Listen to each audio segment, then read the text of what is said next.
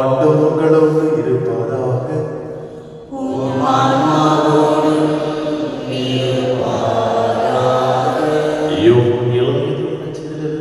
வாசகம்.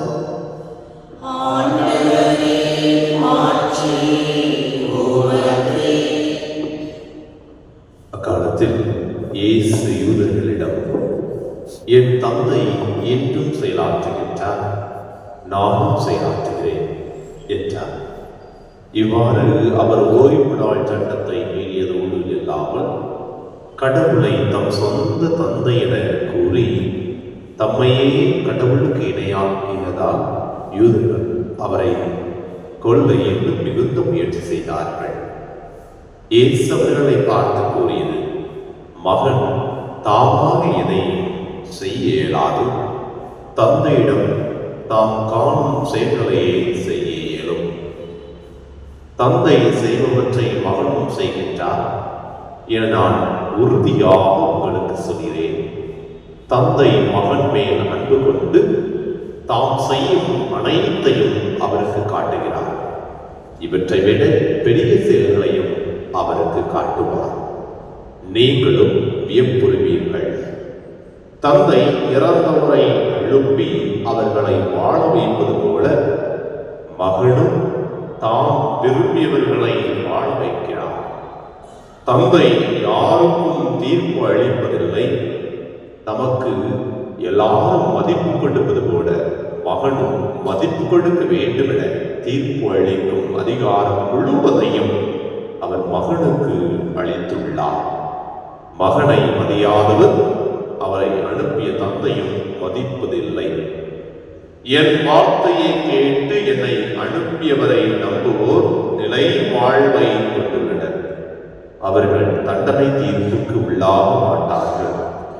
ஏற்கனவே சாவை கடந்து வாழ்வுக்கு வந்துவிட்டார்கள் என உறுதியாக உங்களுக்கு சொல்கிறேன். காலம் வருகிறது, ஏன் வந்தே விட்டது. அப்போது இறைமகனின் குரலை இறந்தோர் கேட்பர், அதை கேட்போர் வாழ்வர் என உறுதியாக உங்களுக்கு சொல்கிறேன். தந்தை தாம் வாழ்வின் ஊற்றாயிருப்பது போல மகனும் வாழ்வின் ஊற்றாய் இருக்குமாறு செய்துள்ளார். அவர் மானிட மகனாயிருப்பதால் தீர்ப்பு வழங்கும் அதிகாரத்தையும் தந்தை அவருக்கு அளித்துள்ளார். இது பற்றி நீங்கள் வியப்புற வேண்டாம். காலம் வருகிறது, அப்போது கல்லறையில் உள்ளோர் அனைவரும் அவரது குரலை கேட்டு வெளியே வருவர். நல்லன செய்தோர் வாழ்வு பெற உயிர்த்தெழுவர், தீயன செய்தோர் தண்டனை தீர்ப்பு பெற உயிர்த்தெழுவர். நானாக எதுவும் செய்ய இயலாது, தந்தை சொற்படியே நான் தீர்ப்பிடுகிறேன். நான் அளிக்கும் தீர்ப்பு நீதியானது. ஏனெனில் என் விருப்பத்தை நாடாமல் என்னை அனுப்பியவரின் விருப்பத்தையே நாடுகிறேன். ஆண்டவரின் அருள்வாக்கு.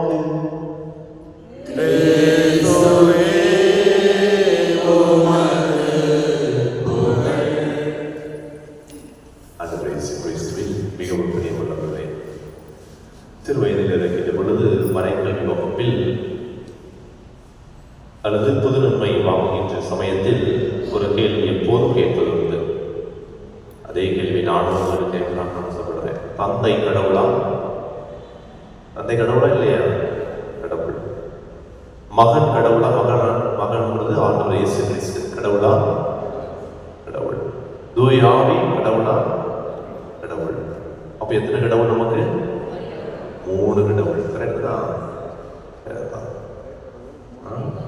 ஒரே கடவுள், இது வேற 3 ஆட்களாக இருக்கின்றார்கள். இதுதான் நம்முடைய விசுவாசம். இது தெரியாம சில நேரம் நினைச்சினா நமக்கு 3 கடவுள் நல்லா நினைச்சாங்க. நமக்கு ஒரே கடவுள் 3 ஆட்களாக இருக்கின்றார்கள். சரிங்களா?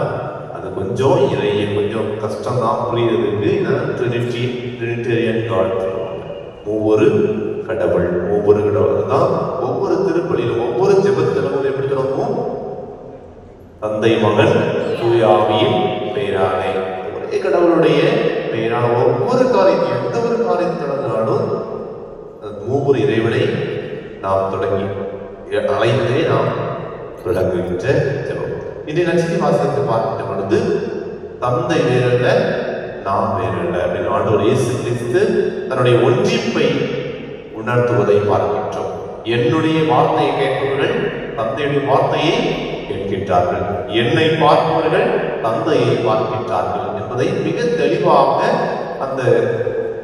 அந்த வாழ்ந்த மக்கள், ஆண்டவர் இயேசு கிறிஸ்து வாழ்ந்த யூதர்கள் மத்தியிலே அவர் கூறுவதை பார்க்கின்றோம். இதனை அவர்கள் நம்பாமல் அவருக்கு எதிராக அவரை எப்படியாவது கொல்லலாம், தந்தைக்கு இணையாக இவர் பேசுகின்றார் என்று அந்த ஆண்டவர் இயேசு கிறிஸ்துவின் வார்த்தையை புரியாமல் அவரை கொல்ல நினைப்பதை தம்முடைய இறை வார்த்தை கூறுகிறது. இருந்தாலும் ஆண்டவர் இயேசு கிறிஸ்து கூறுவது மிகப்பெரிய உண்மையை, நானும் தந்தையும் ஒன்றாக இணைக்கின்றோம், அதே போல நீங்களும் ஒன்றாக என்னோடு இணைந்திருங்கள். அதைத்தான் இன்றைய நற்செய்தி வாசகத்தின் வழியாக தெரிவிக்கின்றார். அதோடு மட்டுமல்லாமல் யோவான் 18 அதிகாரம் 25-26 வசனத்தில் வரப்பட்ட உயிர்த்தெழுதலும் வாழ்வும் நானே, என்னிடம் நம்பிக்கை கொள்வோம் எவரும் என்றுமே சாக மாட்டார். நாம் ஆண்டவர் மீது நம்பிக்கை கொள்கின்ற பொழுது நல்ல காரியங்களை செய்வோம். அதன் மூலமாக நாம் இறந்தாலும் நம்முடைய செயல்களின் மூலமாக உயிர் வாழ்ந்து கொண்டுதான் இருப்போம். அதே வேளையில் நாம் இறந்த பிறகு ஆண்டவர் இயேசு கிறிஸ்து இரண்டாம் வருகையின் போது மீண்டும் உயிர்த்தெழுவோம் என்கின்ற உண்மையை மீண்டும் மீண்டுமாக இறைவன் உணர்த்துவதை பார்க்கின்றோம் இன்றைய இறை வார்த்தை மூலமாக. அது மட்டுமல்லாமல் திருப்பாடல் 145 அதிகாரம் 8 வசனத்தில் கூறப்படுவது போல ஆண்டவர் இரக்கமும் கனிவும் உடையவர்.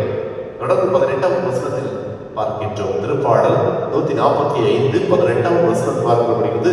தம்மை நோக்கி மன்றாடும் யாவருக்கும், உண்மையாக தம்மை நோக்கி மன்றாடும் யாவருக்கும் ஆண்டவர் அண்மையில் உள்ளார். எப்படிப்பட்ட அற்புதமான வார்த்தை நமக்கு கொடுக்கப்பட்டிருக்கிறது. யாரெல்லாம் இறைவனோடு மன்றாடுகிறோமோ இறைவன் நம்மோடு, நம்முடைய குடும்பத்தோடு, நம்முடைய உள்ளத்தோடு நம்மோடு இருந்து செயலாற்றி கொண்டிருக்கின்றார் என்பதை ஆணித்தனமாக திருப்பாடல் ஆசிரியர் நமக்கு வெளிப்படுத்துகின்றார். அதோடு மட்டுமல்லாமல் இன்றைய முதல் வாசகத்தில் பார்க்கின்றோம். முதல் வாசகம் எஸ்ஐயா இறைவாக்கில் எடுக்கப்பட்டது. எஸ்ஐயா 49வது அதிகாரம் 49வது அதிகாரத்தில் மிக தெளிவாக 8வது வசனத்திலே கொடுக்கப்படுகிறது. நானும் பதிலளித்தேன், விடுதலை நாளில் உனக்கு துணையாக இருக்கின்றேன், உனக்கு துணையாக இருக்கின்றேன். நம்முடைய சோதனை காலத்தில், நம்முடைய கண்ணீர் நேரத்தில் இறைவன் நம்மோடு இருக்கின்றார். நாம் கூப்பிடுகின்ற பொழுது இறைவன் நம்முடைய வார்த்தைக்கு செவி கொடுக்கின்றார். நாம் ஆண்டவருடைய வார்த்தையின்படி வாழ்ந்தால் இது கண்டிப்பாக நடக்கும். இதனை நாம் உணர முடியும். எதிர்ப்பை வழியாக தூயாவின் வல்லமை கேட்போம். தூயாவின் வல்லமையினால் நாம் ஆண்டவரை பற்றி கொண்டு ஆண்டவரோடு இணைந்து ஒரு பங்காளியாக அவர் இவ்வுலகத்தில் வாழ்கின்ற பொழுது நல்ல காரியங்களை செய்தது போல நாமும் அவருடைய பண்பினை கொண்டவர்களாக, பிறருக்கு இரக்கம் காட்டுவர்களாக இருக்கலாம், பிறருக்கு அன்பை கொடுப்பவர்களாக இருக்கலாம், பிறருக்கு மன்னிப்பு கொடுப்பவர்களாக இருக்கின்ற பொழுது நாம் ஆண்டவரோடு இணைந்திருக்கின்றோம். ஆண்டவரோடு இணைந்திருக்கின்ற பொழுது நாம் இறந்தாலும் உயிர் வாழ்ந்து கொண்டுதான் இருக்கின்றோம் என்ற உண்மையை நாம் அறிந்து கொள்ள முடியும். எனவே அதற்கான வரத்தை இறைவன் தொடர்ந்து நமக்கு ஆசீர்வாதத்தை கொடுக்க வேண்டியதற்காக இந்த திருப்பலியில் சிறப்பாக ஜெபிப்போம். என்னுடைய ஆசீர்வாதம், என்னுடைய அருளும் நமக்கும் நம்முடைய குடும்பத்திற்கும் எப்போதும் இருப்பதாக.